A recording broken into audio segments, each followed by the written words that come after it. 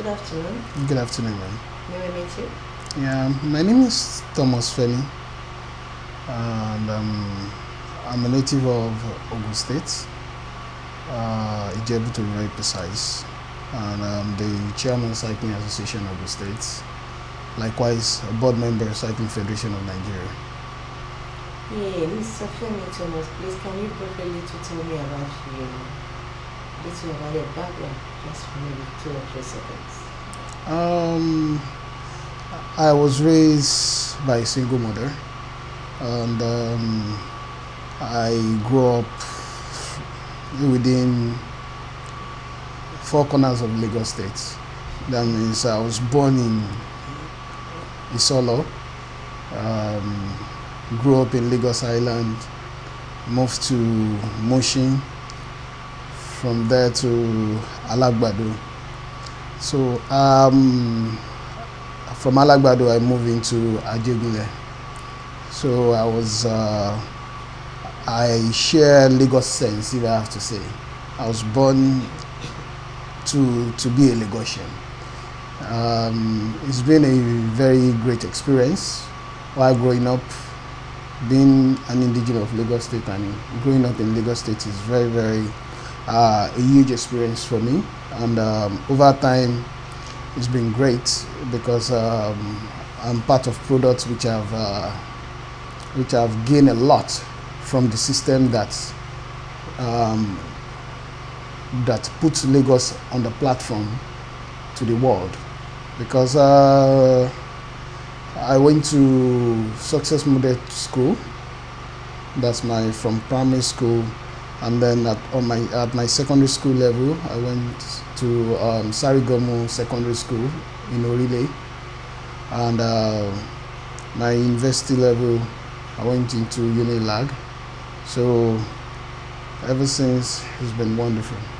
Yeah, Mr. Femi Thomas, please, just as My Asiwaju Story.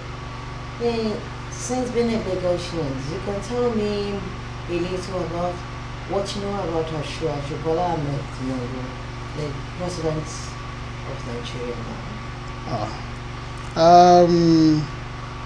From my experience with His Excellency Asiwaju Bola had been a great one, because I can say I'm part of the first section of students that was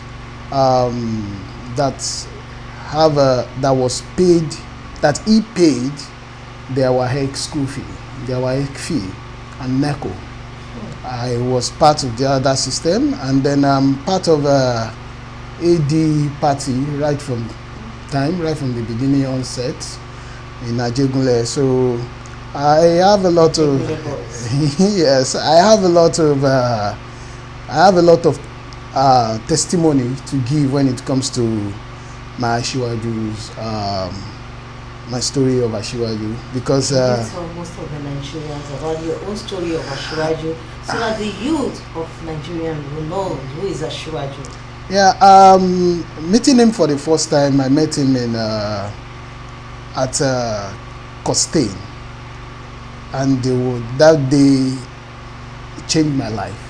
Is it when he was the governor of Lagos State? When he was the governor of Lagos State. He was coming from a campaign, and there's a traffic on Costain. And I was opportune to walk into that section, and then he picked me up, and then he was able to look at me and says, I have something for you. And he gave me a sum of money that very day. It's not that big, but what you have at a time when you don't even have anything at all become the main key of your livelihood. And from there, I started seeing him so much as a role model, because he touches life, he turned things around in Lagos. And being a Lagosian, right from time after my O level, I went into what they call Okada. I drove Okada in Lagos. And I'm able to know in and out of Lagos very well. I found it so very easy to relate with what he had been able to do while being governor of Lagos State, because I mixed with the system, and the system is able to show me the drive and the passion he had for Lagos. And while he was doing all the work when he was in office, he gave me a room to function, which is when they fixed Bodilon. Bodilon was part of resources which he gave me to become, to take me to where I am today. Because when they fix Bodilon, it becomes a place where we can easily train. And then due to be a young entrepreneur who is growing up, I found Bodilon as a point where we can start training, cycling, and likewise meeting different expatriates who are in country, and then seeing Bodilon as a point where we can be riding our bikes. And over time, Bodilon become our place to work, our place to provide services to the people, and our place to project and promote Lagos State as a whole as a safe country, a safe state and a safe community around the whole states in Nigeria. And Asiwaju to me have been a godsend, because the people that I know that knows him as well are part of grace that have been in my life today, because I've known series of people that are connected to him who have been given the opportunity, and which they as well have been able to give same opportunity to a person like me who come from nothing. And then being given that privilege, I was able to transfer the same thing to the youth that are coming behind, which then motivate me to be able to draw the youth closer to me, respond to a lot of things, and being able to give them a life which they as well can believe that there is something better which they can do with their life than them going into drugs and courts and all that in Lagos. Because I've seen it all, if I have to say, because being able to grow in four corners of Lagos State, and then being able to get involved into transport business as an Okada guy, I've seen a lot of what people can do, and then how I've mixed with different bad guys, and then being able to set myself different from them. And there is a question which some of them will be asking me that, are you serious that you're not the same as these guys? And I'll say that don't let what you do define who you are. Who you are is different from the situation you find yourself. So don't give up because you find yourself in Ajegunle, you then give up and then started doing unlawful things that will affect your career. So instead of that, I turn negative into positive. So when people are saying that they are feeling down, I'm always up, standing, and then rising up to be able to meet up to the next thing. So on my own part, my story of Asiwaju have been a great one, and then I can tell you he had been a godfather to me, and then to my generations to come. And me and my family will always be very, very favored, and then we always be happy to be around, to have been part of this Asiwaju movement. So I'm so grateful for it. It has been a wonderful experience. Yeah, still on my Asiwaju story. Mr. Femi, I would like you to enlighten us about the youth. Most of the youth doesn't know who is Asiwaju. If you can tell us a few projects Asiwaju did when he was the governor of Lagos State, and what he will do when he's the president of Nigeria. A lot of projects he have done when he was in governor, because Lagos State was found to have been a dumping ground, and he changed it into a mega city. And we don't need to go far and wide. All is just in front of us. Hey, we can see, is it the schools that he was able to refurbish, or build? Is it the roads that he was creating? Is it the job opportunity that he creates? You can imagine the tax FRSC and tax community which was grown around during the time he was in office. Is it the transport section that becomes a $1 million company during his time? Is it the system of security which he have put in Lagos, and the love for sport as well, which he put into system when he was the governor of Lagos State? I can tell you, during a festival, it's during his time that Lagos State go to a festival with flight.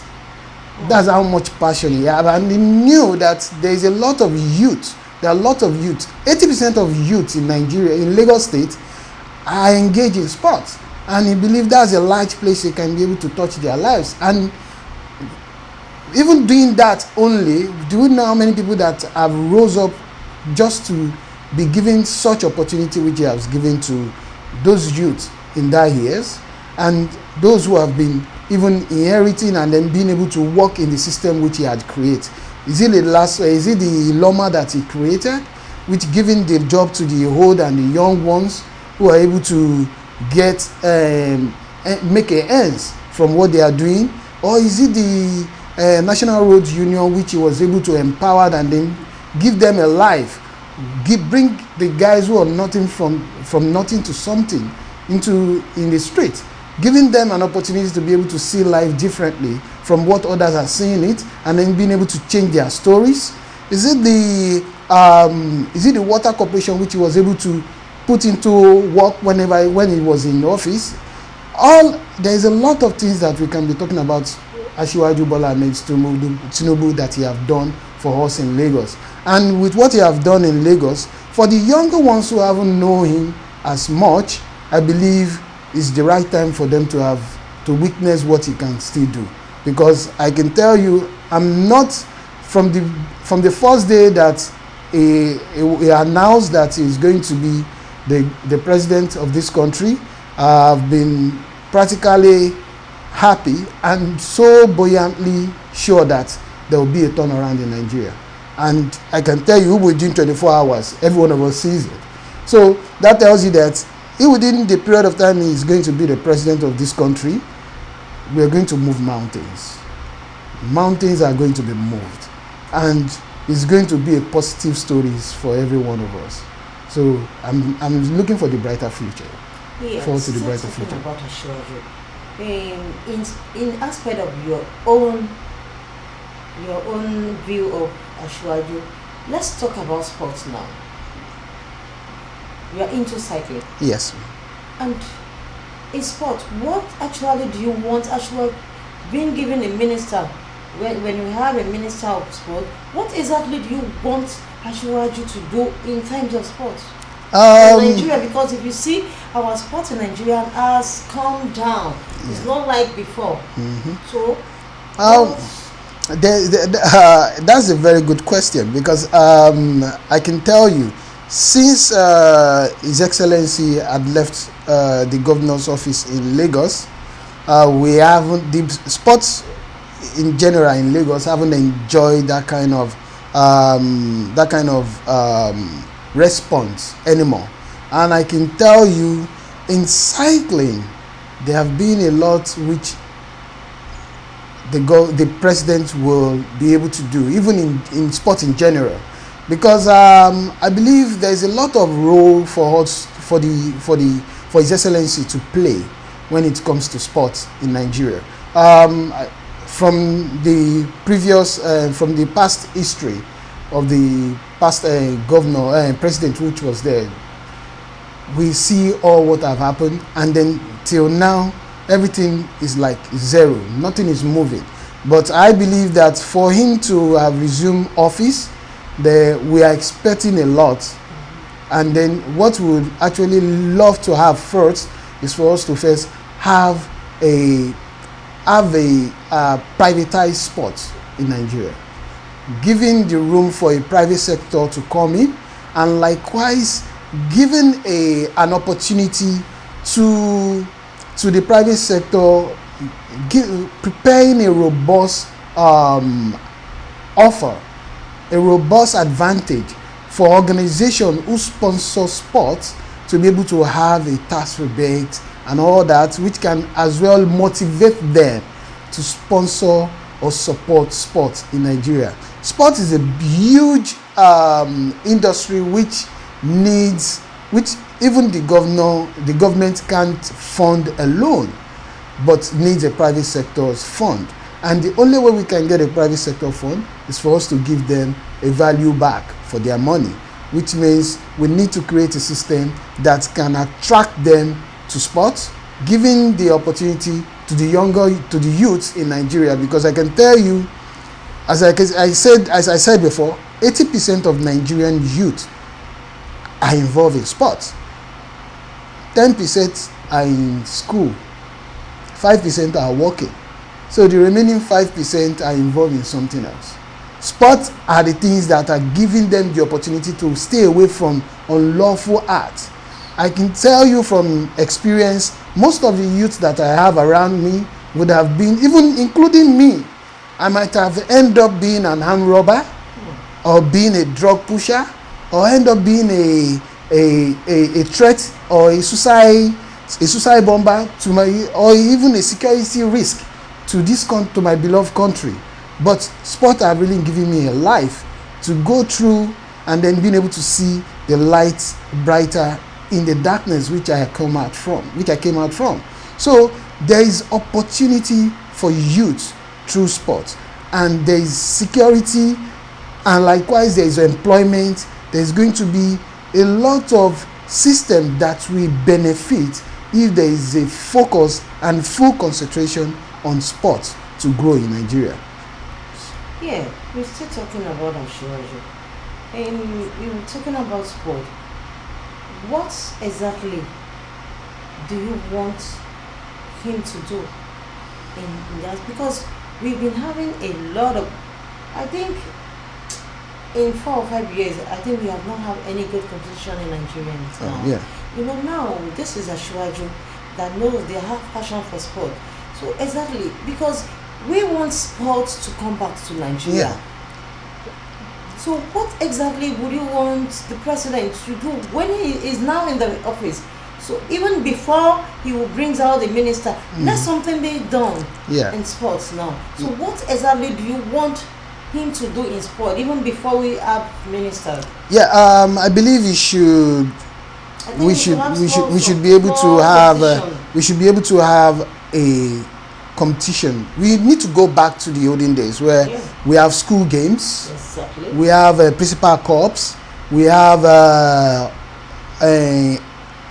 law enforcement agency sports, we have the Ibile in Lagos. It's true during the time of Asiwaju that we have Ibiles. So, and then we have the regional games back in the days, and then these are the times that we need to bring to this present. So we need sports to be, there should be an activity, year in, year out activity.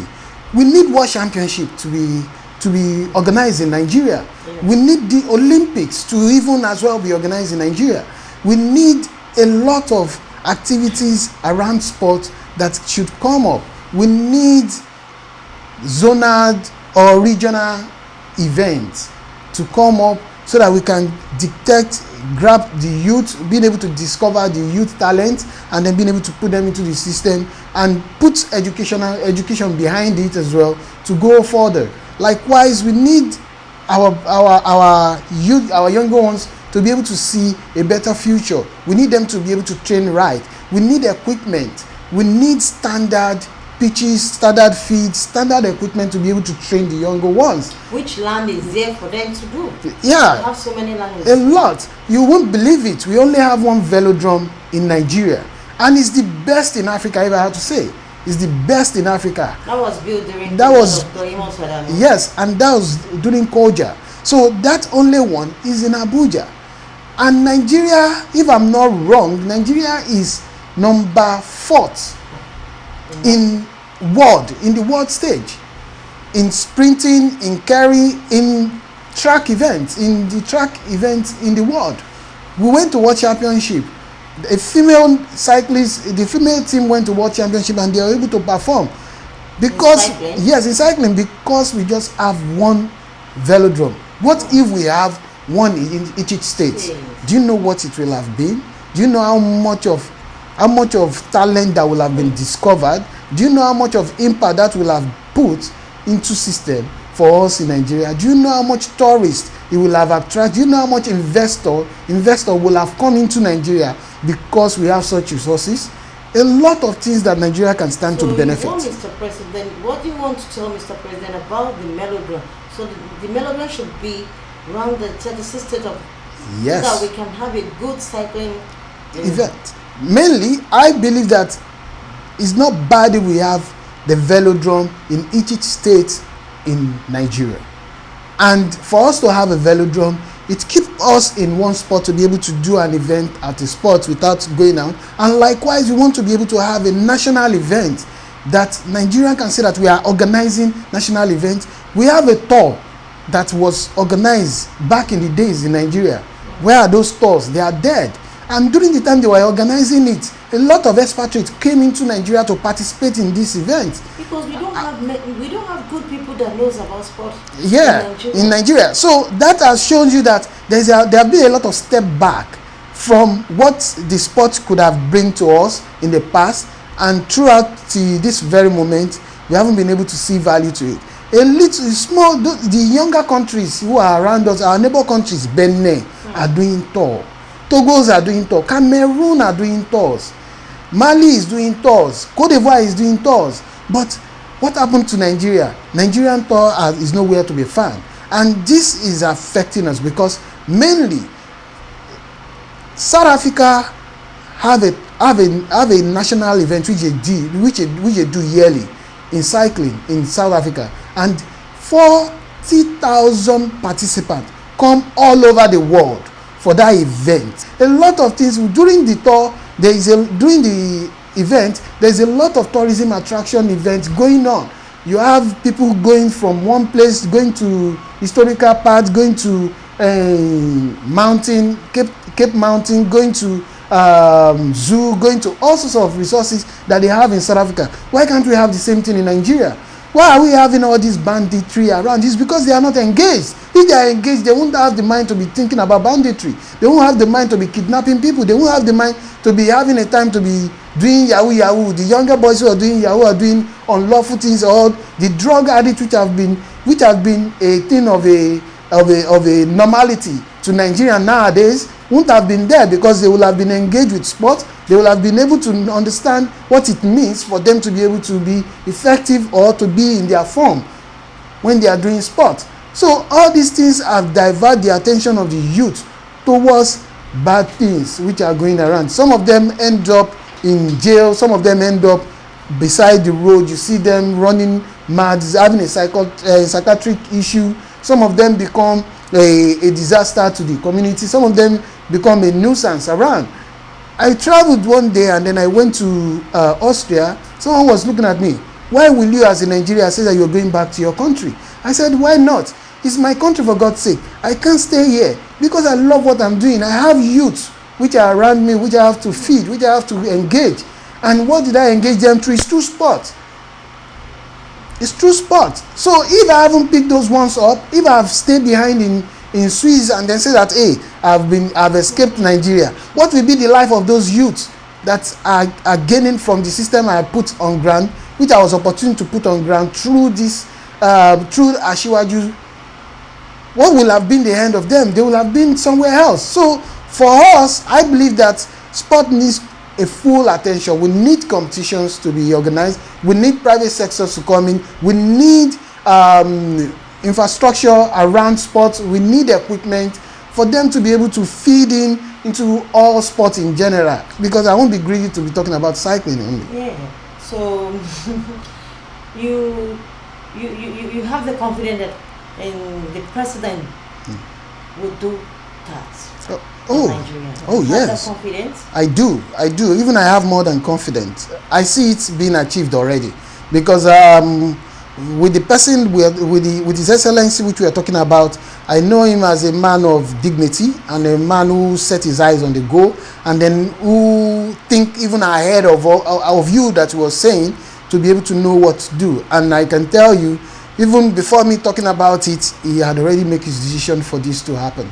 So I believe things will turn around in sport, and then I won't be so surprised that it should happen very soon. Yeah, thank you very much, Mr. Femi Thomas. Lastly, your goodwill message for the President, Bola Tinubu, Yeah. the Asiwaju of Nigeria. Message for him. My goodwill message to him is for him to be able to, may God Almighty give him the strength and the courage to see through his tenure in office, and then do the work as he's willing from his heart, which God has given him the courage to do, because he have the passion for this country. Even while he was in Lagos, he sleep and dream of a better Nigeria. And then I believe being able to have the opportunity to be at this stage, it will be a greater experience for Nigerians, home and abroad. Yeah, thank you very much, Mr. Femi Thomas. This is Bola, BF Show, My Asiwaju Story. We are here with Mr. Thomas telling us about his moment with Asiwaju Bola Tinubu. Thank you very much. Pleasure, Mr. Ndo. Thank you, sir. Thank you, man. Nice meeting you.